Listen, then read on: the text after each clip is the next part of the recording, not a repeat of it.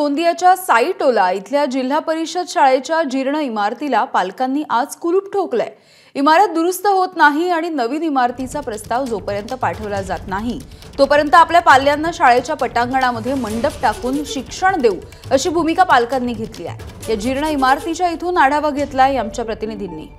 जिल्ह्यातील गोरेगाव तालुक्यातील साईटोला येथील शाळेच्या एका इमारतीच्या स्लॅबचा प्लास्टर पडून 3 विद्यार्थी जखमी झाल्याची घटना काल घडलेली होती आणि या घटनेनंतर आता संतप्त पालकांनी विद्यार्थ्यांना बाहेरच बसविण्याचा निर्णय घेतलेला आहे।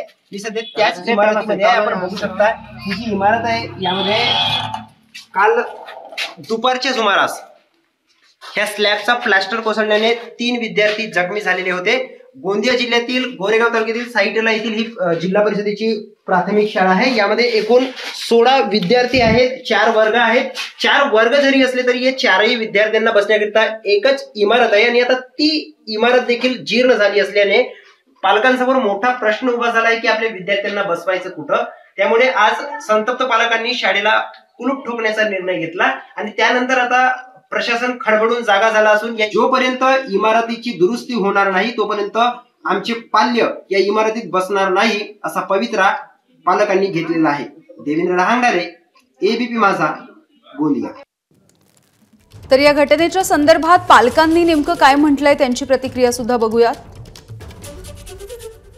माझा मुलगा इथे एक पहिलीला आहे, एक तिसरीला आहे, पण इथे काल माझ्या मुलावर स्लॅबचा तुकडा पडला, त्याच्याने माझा मुलगा आजार झाला। त्यासाठी मी ह्या शाळेला कुलूप ठोकलेला आहे।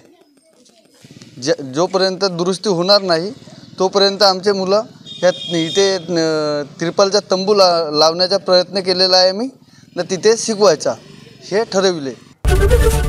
एबीपी माझा, उघडा डोळे बघा नीट।